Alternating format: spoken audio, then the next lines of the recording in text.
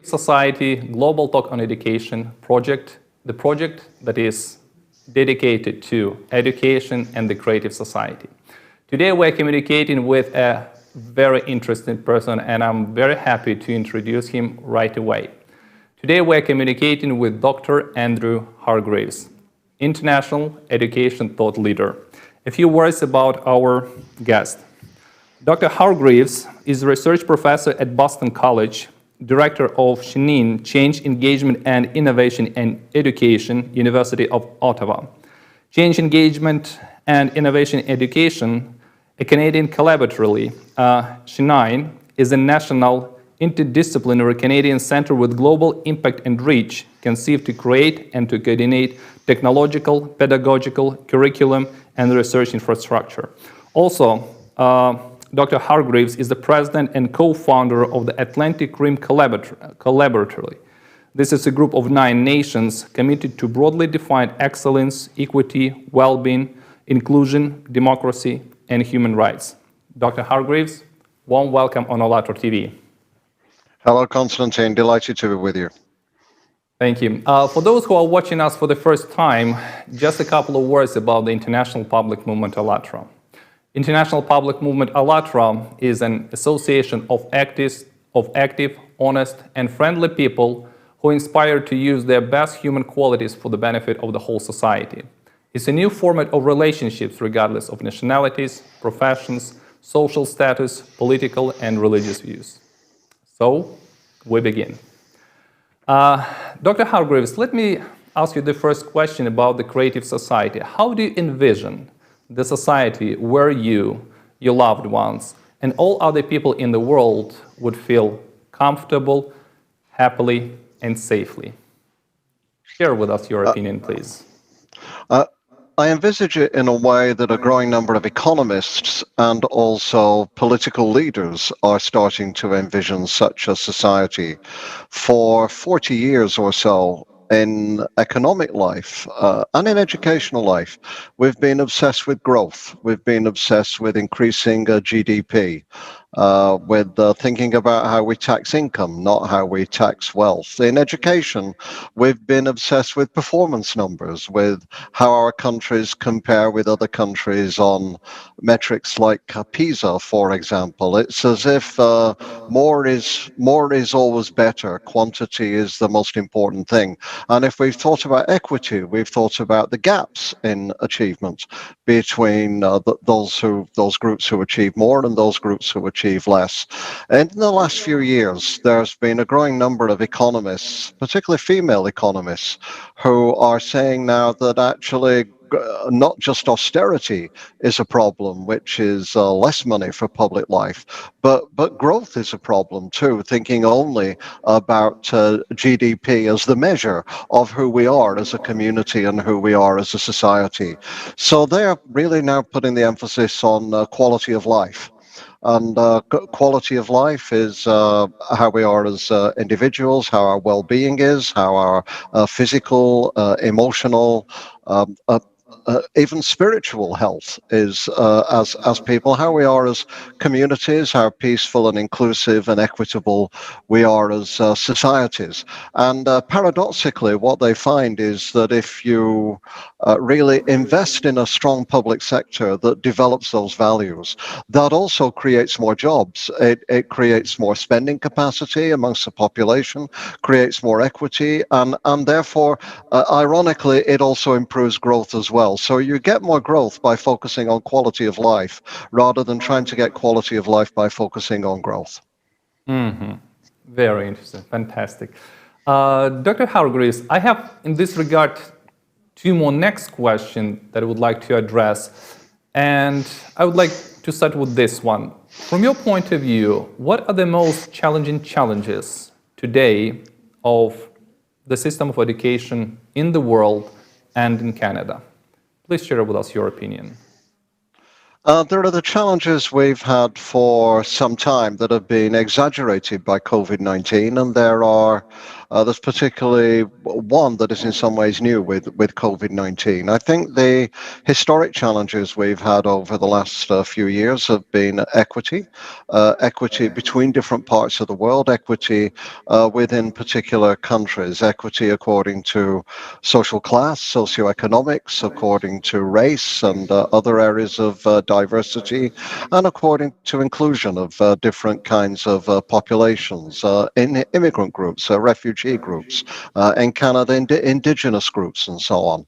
So equity remains a huge problem. The world over the last 40 years has become less rather than more equitable. The gaps between the extremely wealthy and the poor or low income or even moderate income have increased, and the resentments have increased because of that amongst the population. So I think when we see the rise of populism in different parts of the world with strongman, authoritarian, charismatic leaders who the public are drawn to, they're drawn because they think their education, their opportunities, their lives are really not enabling them even to be as well off or fulfilled as their parents are. So equity has always been a problem. I think we've seen during COVID-19, it's even more of a problem. Who will suffer most? The racial minorities have suffered most. The poor have suffered most.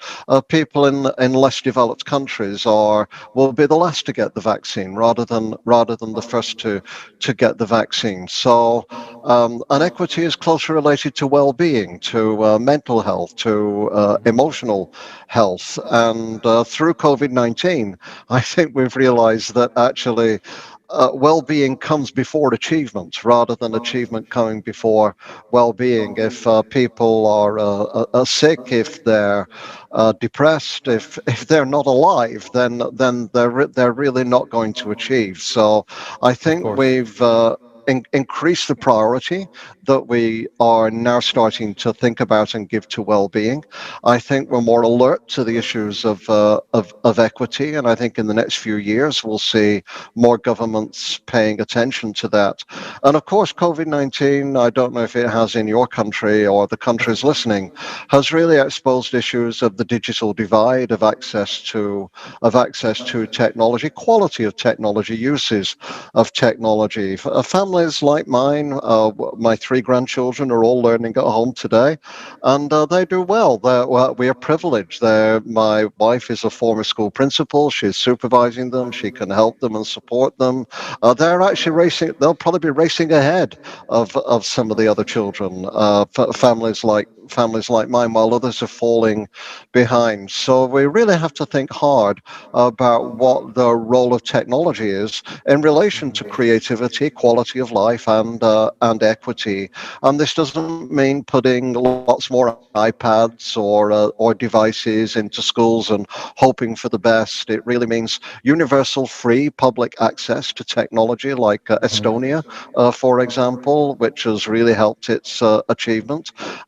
It means thinking hard what is the unique value of the kinds of technologies we're using that cannot be achieved in other ways. So don't use technology for everything. Use it where it makes a difference. And it means schools and school systems also thinking about the risks of technology as well as the benefits, things like online addiction, excess screen time, changes in reading habits so that we read shorter things rather than longer things and don't have as much depth, sorting out facts from fake news and being able to discriminate those and so on. So equity and inclusion and well-being, I think we're even more aware of these huge challenges now, and these are now magnified by all the issues surrounding digital technology. Interesting. And if we began already talking about the technologies, I want to continue this conversation and try to open up more. Yeah. Because of the COVID-19, a lot of the schools around the world had to move to cyberspace and go to online classes. From your point of view, what are the advantages and disadvantages of distant learning? And can they, from your point of view, one day substitute like a teacher and face-to-face communication between a teacher and pupils? Thank you, Constantine. That's a question that everybody around the world is asking now. Teachers, school systems, governments, technology companies, not-for-profit foundations, international organizations like the World Bank. I'm in many discussions with groups like these, and this is one of the biggest questions. I think a myth is what some people are trying to say is actually technology will replace teachers. You could access learning anytime, anywhere on your device, whether you're at home, whether you're wandering through the countryside. Devices are cheap. Who needs teachers? Who needs to spend money on teachers? Who needs governments to put money into teachers and teaching? Well, I think what the coronavirus has taught us really is that we cannot do without physical schools. First of all, we need schools as places for children to go so their parents could go to work. It's very simple. Parents can't work if there's nobody to look after the children at school. Secondly, we know that schools are important as communities for young people's mental health. The group that has suffered most during the pandemic has actually, in the developed world, has been adolescents, has been teenagers. They've part of growing up as a teenager is developing a sense of your identity, of being part of a community, of building your aspirations, your sense of who you want to be. And when you're locked up alone, isolated from all the people around you, the mental health consequences are enormous. And we've also learned that most parents make very poor substitute teachers. They do their best to help and support the young people with them, but really you need certified teachers to be able to guide young people through their education. So technology, even with the best hopes of the big technology companies, is never going to be a big investment to replace teachers. Technology will never replace teachers, but it will replace teachers who don't use technology. And I think that's the really important thing to understand. So during the coronavirus, I think the good news is that probably almost every teacher's capability now in every part of the world almost is better with technology than it was before. So we can have this discussion at a new level, not about people who can use it, can't use it, like it, don't like it, support it or opposed to it, but we have a new level of competence and confidence with technology. What technology should be is just I don't even like the words hybrid or blended, because it implies that there's this thing called teaching and learning and this thing called technology.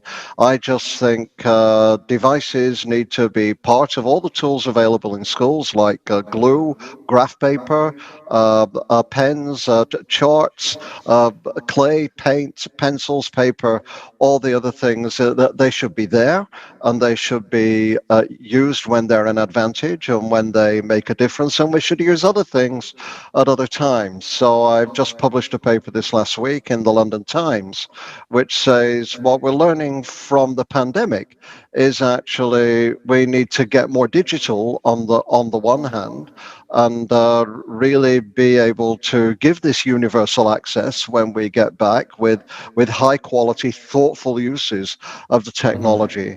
And for countries like Denmark and the Nordic countries, we need to get more physical too. So we've learned when children go back to school with social distancing that those schools where more teaching and learning takes place out of doors can manage those problems more effectively. And we know that learning out of doors is very good physically. It gets the neurons moving. In Norway, Sweden, Finland, they spend lots of time out of doors, just as part of regular learning. It connects you to nature, which we know is historically of great importance for indigenous communities. So what's important for indigenous communities is actually helpful for all communities, and it connects people to the environment and to nature. And I think will make everyone more aware of the issues of climate change and the threats we have from global warming. So instead of teaching climate change in a science laboratory or through a textbook or even on a video, get young people in their early life connected with nature. So we need to be both more digital and and more physical in our education. Both of those are creative. Both of those are connected. They connect people to their world, to their environment, and to each other. Those are the real opportunities. The drawbacks are, of course, during coronavirus, lots of uses of technology have been an absolute disaster because of poor platforms, unavailable devices, broken devices, lack of capacity or competence, children who can't concentrate, parents who can't supervise them. So many kinds of problems. The answer is really to think about how we use this technology, mainly in schools, a little bit out of schools, make it available out of school to everybody so they can continue with their learning when they go home. But really think about how to build the capacity, the confidence, and the judgment to use it and how to use it so it's at its best. I've now frozen. Yeah, We're you were back. frozen for a little bit, and there was some breaking up in the sound, but that's okay. I can hear you now again. Good. Thank you very much, Dr. Hargreaves. And I want to continue this conversation, but I want to step aside a little bit from technologies because, yes, indeed, the corona time, the pandemic situation in the world helped us to understand that we need to be more advanced in technologies in schools, universities, to be use them more to achieve success in study. But I want right now to come from the other side. Beside technologies, what about, and it was mentioned a little bit by you that social interaction, socializing, communication between children is also important in the schools. I want to ask right now about human and moral values. How important is it right now to raise these questions in the schools? And how is it working in the schools of Canada? Please share with us. Well, I think this is such an important question, Constantine, because we mustn't be obsessed in thinking about reform. We're thinking only about technical systems and digital systems. At the end of the day, the most important things are human systems, human communities, and human values. I think when we come out of COVID-19, it will be, for some people, like coming out of the other side of major wars and major conflicts where people have made sacrifices, their lives have been turned upside down. They've been living in their heads a lot more. They've had to think about their neighbors and people around them a lot more. I think before COVID-19, we descended really over 40 years into a very largely self-centered approach to education, focusing mainly on maths, literacy, science, achievement, test scores, competition, markets, all of these things. There are many exceptions. There are good exceptions in the group of systems that I'm president of, where we bring together their ministers and their teacher union leaders. Our common commitment of all these systems is to broad excellence, which includes the arts and creativity, equity, inclusion, well-being, democracy, and human rights. So these systems are really defined by the values and how they're trying to advance them over time. When we focus on issues like peace and inclusion, for example, then this can begin in many ways. But I think the first place many people think about this is in secondary schools. So we can look, for instance, at a program that started in the US and has moved all around the world called Facing History and Ourselves, which teaches people, young people, about genocide, about the Holocaust, about other kinds of genocide, and then connects that to their experiences of bullying in schools and their whether they are a bystander when they see bullying or whether they intervene to stop it. So if you like, from the big picture inwards, children are helped to understand how these big issues of conflict and division in the world actually begin in face-to-face relationships. And then in Canada, There's another program which focuses on empathy, which has also moved around the world, and that begins with very young children, and up to say 13 years old, and it just brings a baby into the class every week, sticks it on the table, and all the children talk about the baby together. And who could, even the biggest bully in the world, their heart melts when they see who could be angry at a baby. And this program called Roots of Empathy really develops the basic emotional capabilities that enable us to have empathy later with people of different genders, different sexualities, different ethnicities, different races, and so on. So I think you can build it from the big picture inwards, or you can build it up from small scale interaction outwards. But we know there's evidence that, for instance, in Colombia, there's a program called Escuela Nuevas, and run by Vicky Colbert. She's a YIDAM prize winner. That's a $4 million prize for the best educational innovation in the world. And in 1976, she just had a dream that in Colombia, which was driven apart by narcotics and wars and a terrible conflict, that really education could be an answer to this. And now she has 25,000 schools all across the world, mostly in Latin America, but not wholly, that outperform regular schools according to World Bank data, with similar children, most of them in poor communities, in forests, in jungles, in the mountains, and so on. And one of their focal points is peace and democracy within the country through active learning, engaging children with their learning, having a voice in their projects, having some kind of democracy for the students in the school as well as for the teachers. So we know this thing is possible.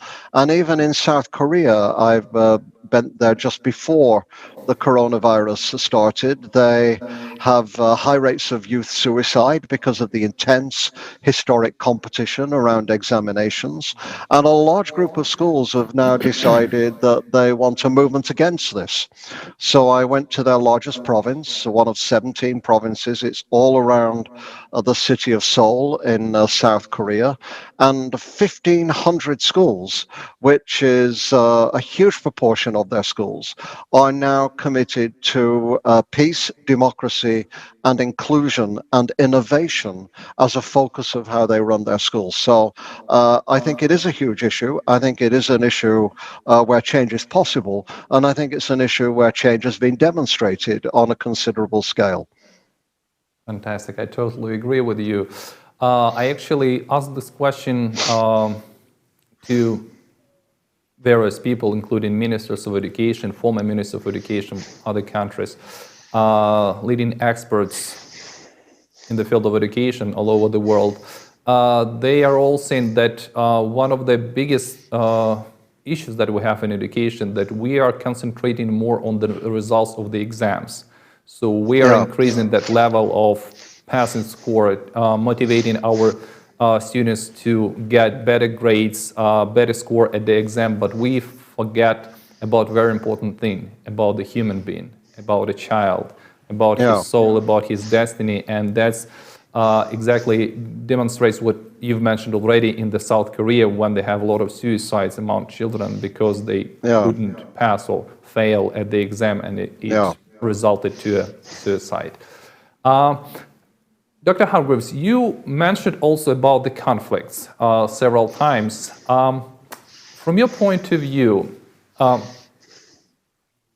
we unfortunately do have a lot of different types of conflicts in the world. We have military conflicts, economic conflicts, national, religious conflicts, you name it. From your point of view, what is the reason of all conflicts in the world, and can it be solved or resolved through education and moral and human upbringing? This is a huge question, of course, and it's hard to remember or recall or identify any period in human history when there's been no conflict. We have conflict when there's scarcity. So if we look in history at conflict between races, between groups, between countries, uh, sometimes, often, it's about scarcity of resources and going and hunting for those resources in other places. Sometimes it's the opposite of scarcity, it's greed. This is where a lot of imperialism comes from, for example, to conquer other countries, to raid their resources, to bring them home. So I think the basic conditions of scarcity and greed are a factor, Scarcity and and greed. then there are emotional. So I think the less scarcity we have, and the less inclined people, the more inclined people are to feel connected to each other, rather than in competition with each other, then the less likely we are to have conflict. And So we then need the possibly to substitute competition into cooperation.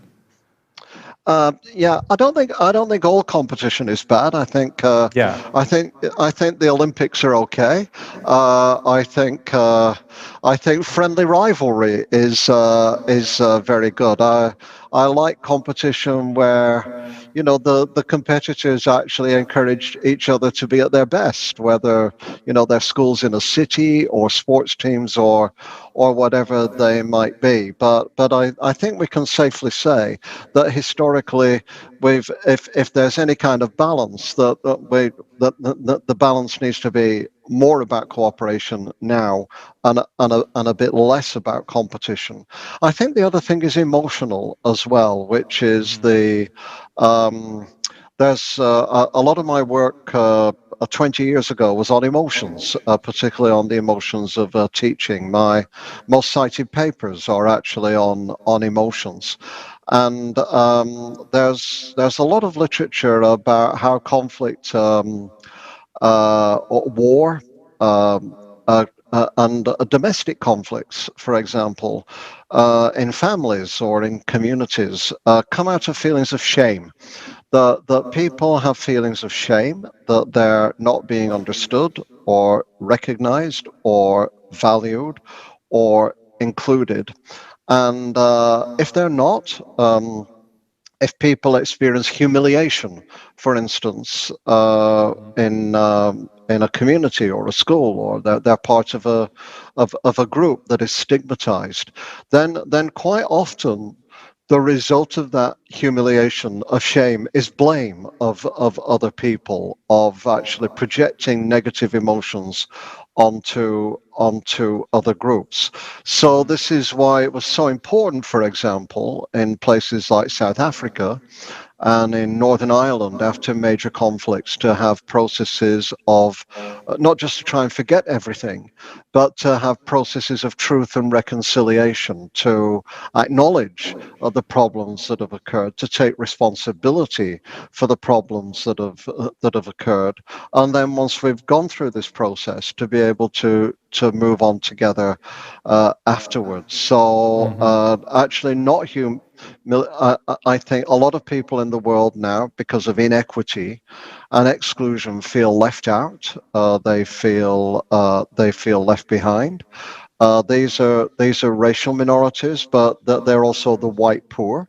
And if we do not address the the issues of poverty in the white community. I am from a white working class background. I've written a memoir of my upbringing in a working class community. My family was on welfare. I had to raise my family instead of raising me in my teenage years. My community is one of the poorest in the whole of the UK right now, featured on the BBC, where children are tearing open bags of food delivered to their doors because they are so impossibly hungry. And these communities in the north of England, a kind of marginalized region, feel ignored, left out, left behind, that other agendas have taken over. I think From your point of view, love part of his writings, but it also increased in Southern Europe. Of course, after 2008, amongst young people, there was the problem there is way. meaning and purpose and a contribution in your life. But even in places like the UK or North America, where there's very low employment, there's a lot of work. The work is not fulfilling. It doesn't have enough pay. It doesn't have security, and it doesn't have meaning. So, for instance, the highest death rates in the coronavirus have been in nursing homes. They've been in care homes. Now, of course, the people there are old and they're frail and they're vulnerable. But the care workers who work in those homes cannot make enough money by working in one home, because the homes do not belong to the state. The homes belong to private companies that make a profit. So the workers are not unionized. They're not cared for. So they have to work between 2 and 3 different care homes. And so the care workers are actually moving the virus around between the care homes, and they don't have a feeling of attachment or belonging to any particular care home that they're in, because they quickly have to move from one to the other. And this is what a lot of workers become like. The automation of work has made work less interesting. So some people say, bad luck, that's capitalism, that is progress. Robots will take over our cars, will take over our production lines, hard lines. Well, the truth is from the robotization of work, uh, some people, like the corporate tech billionaires, are now the richest people in the world. They have profits that exceed the GDP of many European countries, for example, and they hide their taxes. So you'll see, to come back to my opening theme, one of the biggest moves that we will make in the next few years is to tax wealth, rather than to mainly tax income. And if we tax wealth, and it's okay for people to make wealth, but then to share it, you can move that money back into the economy and into public life. One thing we know is that if you have a strong government, a big government with lots of public employment, that does 3 things. It makes you better protected as a society, and it's a place where you can bring together those public moral values that you talked about. Secondly, we know that in public life rather than private life, it's an easier path for upward mobility for people from poverty. They're not dependent on privileged networks to find them a job in a financial company or a bank or a tech company, but they can move up solely by their merits and by their achievement. So it creates more equity and more opportunity.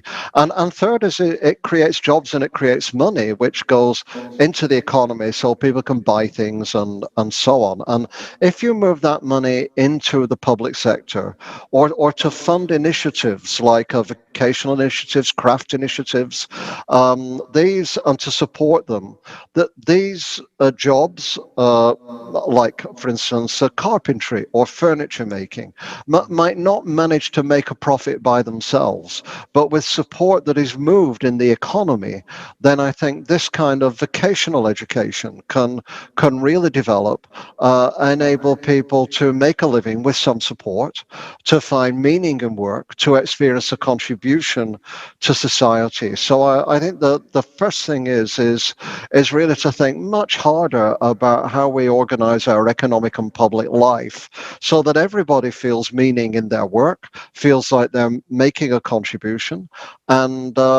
and experiences community while they're doing that. And that brings in the second part, which is to love, which is to have relationships, to work with people, not mainly to be working by yourself. I think one thing we've all found very hard during coronavirus is living this Zoom life, not really having the kind of relationships in our work life that we normally have. So these are really the 2 big areas to think about. And I don't think it's inevitable that technology, automation, and robotization will destroy the meaning of work. We need simply to think differently as a society about how we redistribute the resources so that people can still work, still have meaning, and still make a contribution.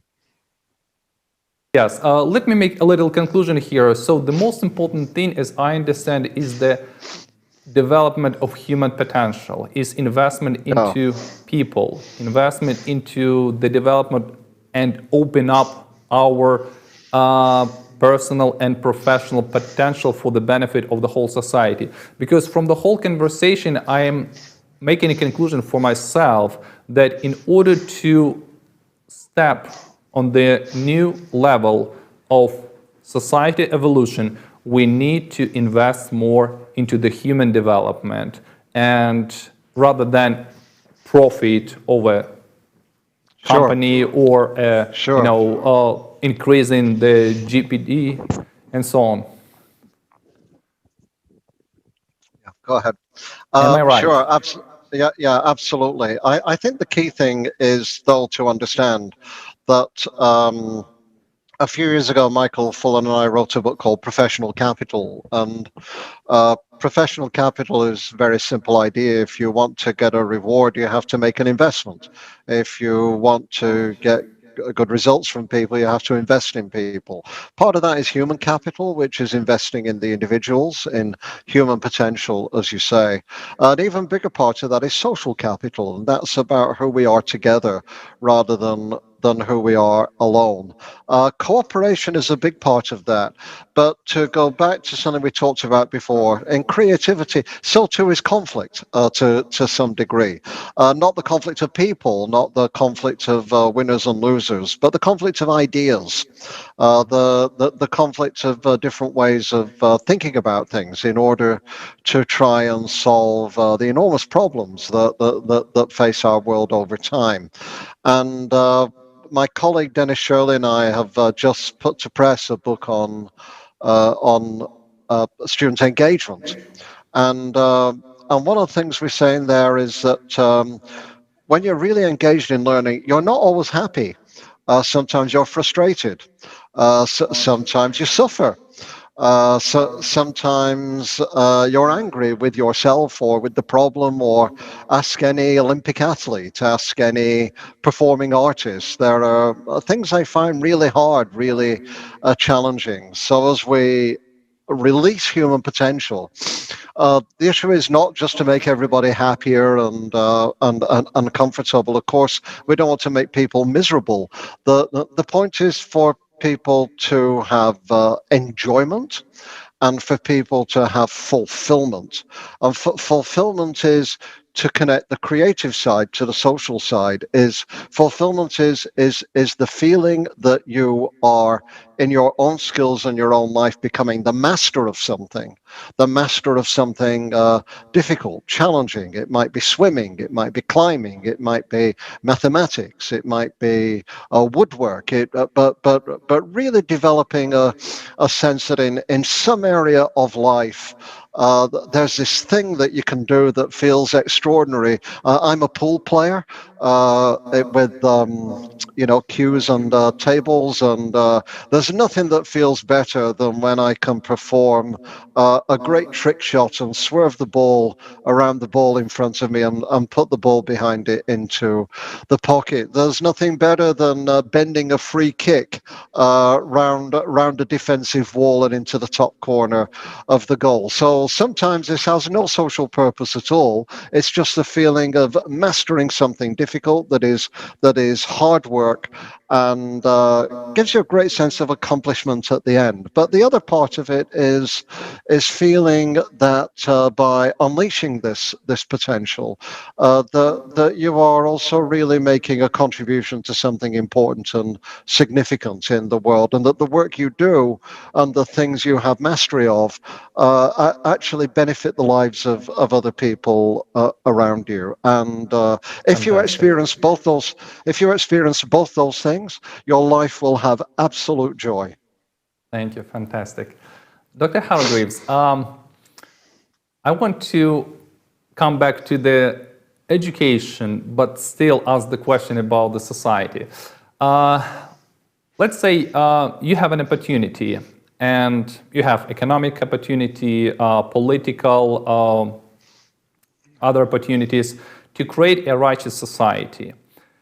What aspects would you begin with, and what education will be like in this society? The answer is always is to begin with where you are, and so I'm, I can write and I can talk, and talk is not irrelevant. Talk brings people down from suicide attempts. Talk can many years ago, I saw three men beating a woman in the street, and I have no physical skills or fighting skills. But I have words, and I was able to come upon them, and with the right words said in the right way at the right volume, was actually surprise them, so the woman who was being beaten can get away. So words do make a big difference in life. Words are what I have, and words are what I can work with. That is my platform. But if you're a teacher in a school, your platform is what you do with your children right here, right now, irrespective of the policies that are going on around you. How, if the principal, the director of your school, you feel is going in the wrong direction, how do you lead up? How do you sometimes challenge the principal? How do you have a little bit of courage? How do you mobilize people around you to change the things, to improve the things that can improve the life for you and your children? And I think when you have children in your school, not everybody can be a Nelson Mandela, Václav Havel, or a Mother Teresa, for example. Gandhi. But there are opportunities in every community in how you treat the environment, in how you make your parents aware of things that they may not have been aware of before. So, good way to get into parents actually is to get to the children. One last question that I'd like to ask before we going to make a conclusion. Unfortunately, I do have actually much more questions that I would like to address. And Sure. if you don't mind, we would, talk more during the next interview, and I would be happy to ask you more questions. Please share with us your vision, ideal education or education of the future. Can you describe it, please? Well, in 2009, we wrote a book called The Fourth Way of Educational Change. And people thought we were crazy. They thought the book was interesting, but it was crazy. And it was really about fundamental moral purposes around democracy, inclusion, equity, human rights. It was around principles of professionalism. So how would teachers need to be? How do we help our teachers be what in North America we call the first responders? So when there's a crisis, they can be like firefighters. They don't have to have 7 levels of permission in order to do the things they know they need to do. But how can they exercise their judgments for the children they know best as a collective, continuously learning community? So what is the profession like? And third is, what is the system like that makes all that possible? So the top doesn't micromanage, it steers, it says, look, we're elected, we're a government, so we're going to go this way, we're going to go this way, we're not going to go that way, and we're going to give you some resources, and we're going to give you some support. But basically it's the people closer to the action who together need to help each other to achieve these moral ends that we think are important. In 2009, actually, our publisher, when they got our manuscript, wouldn't publish it. They said a lot of our readers who are school administrators won't be able to accept this. Now it's completely normal. It's completely normal, and the group of countries we have in ARC, the Atlantic Rim, are all committed to these values. Not because of me, I haven't moved the world, but the world has in a way moved a bit closer to where we were in 2009. So I think more of the world is thinking about those core values for every child when they go through school and leave school. They experience engagement. They have a love of learning. They have respect and empathy for other people around them. They feel they can have the skills and confidence to make a contribution in life through their work and through their relationships. and they can feel committed to action, to doing things in whatever sphere they can effect, and not only to talking about things or having discussions and so on. And if we can have that in life, I think we'll have better people, and we'll have better societies, and we'll have less rather than more of the kind of conflict we talked about at the beginning. Thank you very much. Thank you, sir.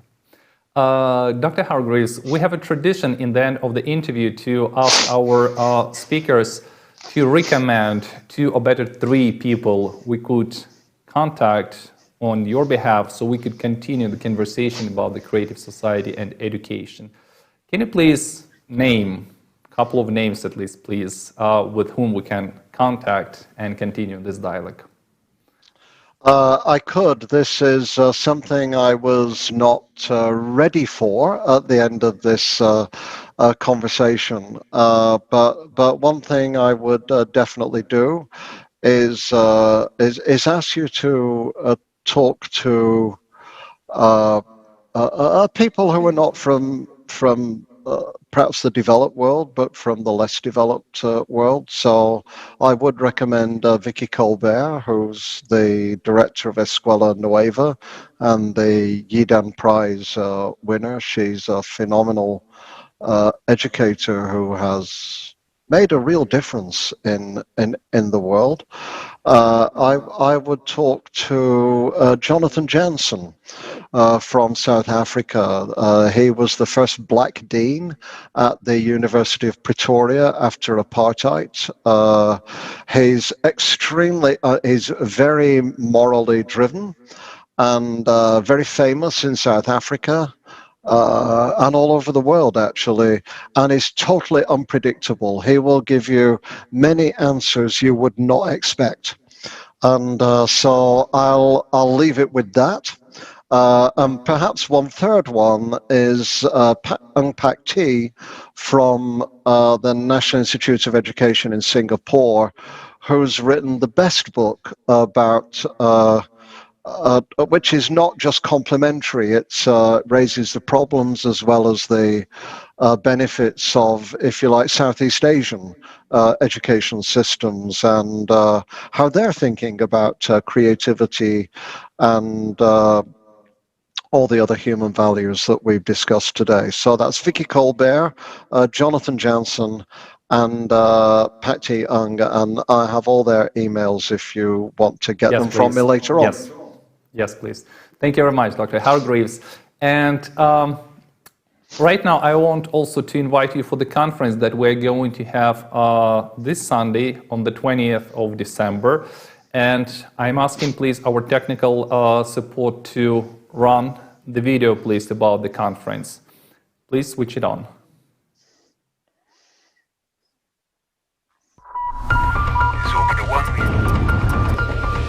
Every day, we share a great amount of information.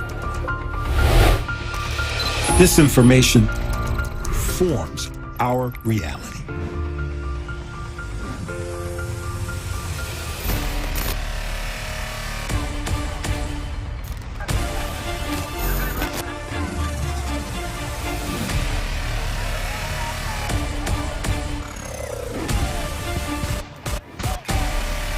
Is this the way we wish to live? We need change. The change starts with us, with the information we share. Consumer society leads us to death. We need a new vector of life, a creative society. It is up to you and me to build a creative society worldwide, where human life is the main value. Development of humanity is the main aim. Human safety is the main priority. Is it possible to build a creative society now? Yes. All we need to do is unite in one common idea, a creative society. People around the world are already acting to share the idea of creative society with the whole world, to make it a reality.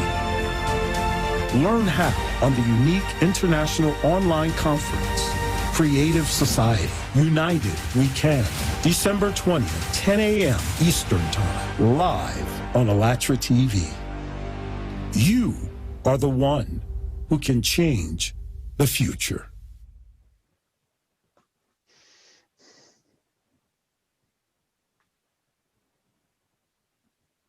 Dr. Hargreaves, thank you very much for this fantastic conversation today, and I'm really hoping that we would have one more interview with you when I would be able to ask you more questions about education, about the creative society, and about the future of education. Thank you very much for this wonderful talk today. Thank you, sir. Thank you, and good luck with your conference. Thank you, sir. Dear friends, if you would like to know more about the project Creative Society, we're inviting you to visit our website, which is called allatraunites.com. Right now, you can see it on your screens. You can join it. In the top right corner, there is a button, Join Us. After that, there is a short form, then you can fill out and send the information to us. Thank you once again for watching us today, and see you soon again on ALLATRA TV. Good luck.